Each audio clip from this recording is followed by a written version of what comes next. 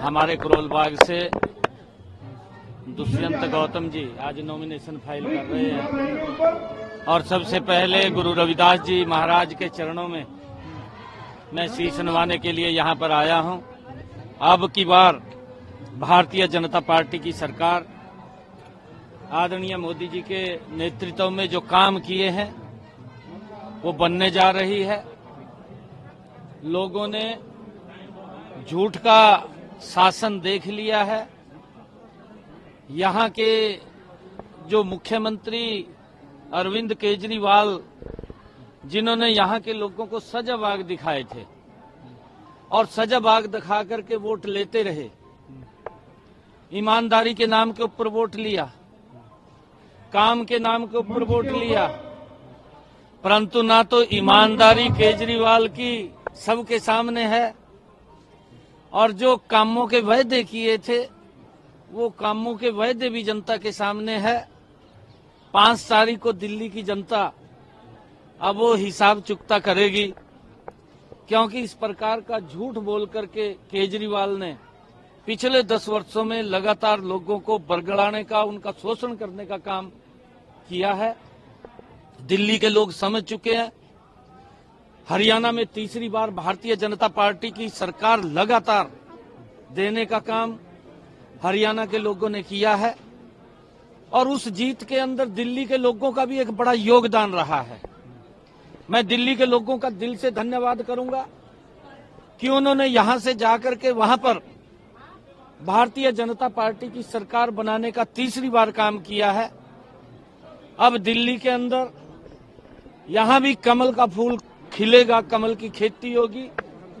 बहुत बड़े मैंडेट के साथ यहां पर कमल का फूल भारतीय जनता पार्टी की सरकार बनेगी। आज हमारे दुष्यंत गौतम जी अपना नॉमिनेशन फाइल कर रहे हैं।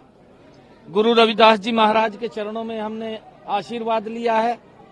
आशीर्वाद लेकर के हम नॉमिनेशन अभी फाइल करेंगे और दिल्ली में भारतीय जनता पार्टी की बड़े मैंडेट के साथ सरकार आएगी, क्योंकि आदरणीय मोदी जी ने जो गरीब हित में काम किए हैं, क्योंकि आयुष्मान कार्ड 5 लाख रुपए का अधिकार, व्यक्ति को अगर कोई बीमार हो जाता है या दिक्कत आ जाती है तो उसको 5 लाख रुपए का 1 साल में पैसा खर्च करने का अधिकार है। परंतु दिल्ली की जनता तो उससे पीछे है, उसको तो लाभ नहीं मिल रहा, क्योंकि यहाँ पर जो सरकार चल रही है वो लोगों के हित को नहीं, वो अपने हित को ज्यादा ध्यान में रख रही है। गरीब व्यक्ति का कैसे विकास हो उसकी चिंता तो ने सजबाग दिखाया, परंतु विकास अपना कर लिया।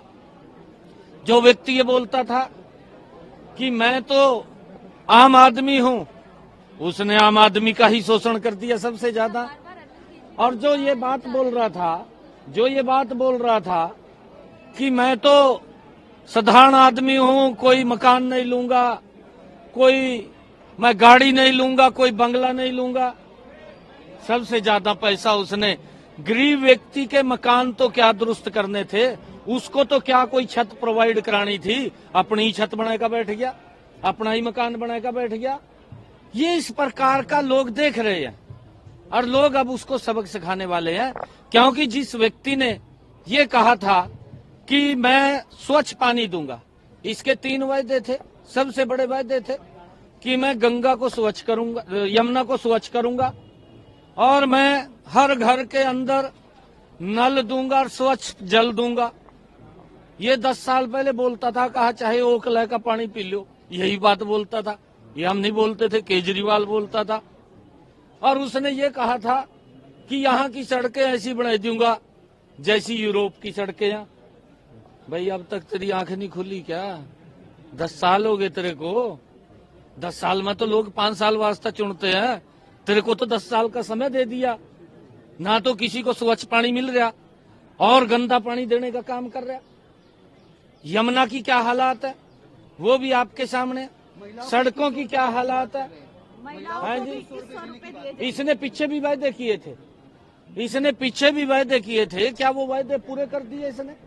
वो पूछने की बात अब दिल्ली की जनता पूछ रही है और दिल्ली की जनता ये भी जानना चाह रही है कि ये झूठ अब लंबा नहीं चलेगा, ये सजबाग लंबे नहीं चलेंगे।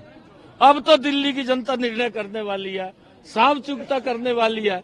अब इसने तो अपना घर वो शीश महल बना लिया, अब तो शीश महल में बैठाने वाली है इसको। ये सबसे बड़ा ईमानदारी का डंडोरा पीट रहा था। इसने तो अन्ना हजारे को भी बदनाम करने का काम किया है, जिसकी स्टेज के ऊपर से ये उबर करके आया और ये उस स्टेज के ऊपर बोलता था कि मैं ईमानदार हूं। यहाँ के लोगों को शिक्षा देने की, युवाओं को तो दूर की बात, जो इसने वायदा किया था कि मैं शिक्षा दूंगा, ना तो इसने शिक्षा दी, उनको नशे में धकेलने का काम किया। हर गली के अंदर, हर मोहल्ले के अंदर एक ठेका खोल दिया और उसके साथ सेटिंग हुई है, भ्रष्टाचार हुआ है। ये तो कांग्रेस से भी बड़ा भ्रष्टाचारी निकला। अब कांग्रेस के साथ समझौता करने की घूमता है। ये दोनों भ्रष्टाचारी लोग हैं, ये किसका समझौता किसके साथ है ये तो जनता तय करेगी। जा आने वाले समय के अंदर मोदी जी ने जो गरीब व्यक्ति को दिया है, मोदी जी ने मकान बना करके दिए हैं, इसने तो अपना मकान बनाया है। मोदी जी गरीब के मकान बनाने में लगे हुए हैं, ये अपना मकान बनाने में लगा हुआ है। आज देखिए, क्योंकि इसके पास कोई मुद्दा शेष नहीं है और ये लोगों के अंदर इस प्रकार का झूठ का भ्रम की स्थिति फैलाता है। मैं केजरीवाल साहब को ये कहना चाहता हूं कि भाई थरी सरकार पंजाब में है, पंजाब के अंदर किसान धरने पे क्यों बैठा है? आप वहां पर जाएं, वहां के मुख्यमंत्री को कहें कि भाई ये फसल जो इनकी किसान बैठा उनको आश्वस्त करें कि हम एमएसपी पर खरीदेंगे। हम हरियाणा के अंदर किसान की पूरी फसल एमएसपी पर खरीद रहे हैं। ये लोगों को, किसानों को भी बरगला करके उनका शोषण करने का काम ये कर रहा है। ये झूठ बोलता है और झूठ बोल करके ये अपना उल्लू सीधा करने का काम करता है। अब लोग समझ चुके हैं, अब इसकी बात में आने वाले